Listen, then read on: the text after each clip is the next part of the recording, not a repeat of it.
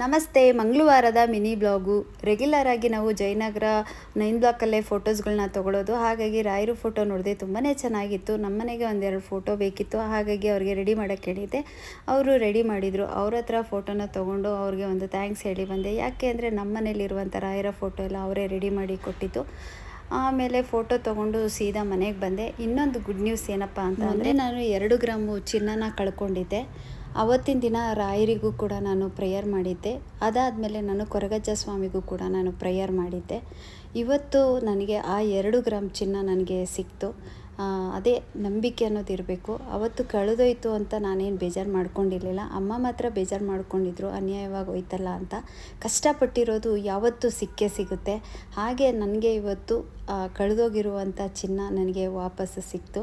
ಹಾಗಾಗಿ ರಾಯರಿಗೆ ಮತ್ತು ಕೊರಗಜ್ಜ ಸ್ವಾಮಿ ನಮಸ್ಕಾರನ ಸಲ್ಲಿಸ್ದೆ. ನಾವು ಕಷ್ಟದಲ್ಲಿದ್ದಾಗ ಅವ್ರ ಹತ್ರ ನಾವು ಬೇಡ್ಕೊಂಡಿರ್ತೀವಿ.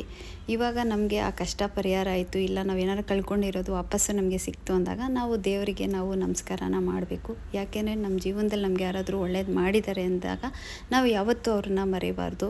ದೇವ್ರನ್ನೇ ಆಗ್ಬೋದು, ಮನುಷ್ಯರನ್ನೇ ಆಗ್ಬೋದು. ಹಾಗಾಗಿ ನಾನಂತೂ ತುಂಬಾ ಖುಷಿಯಾದೆ.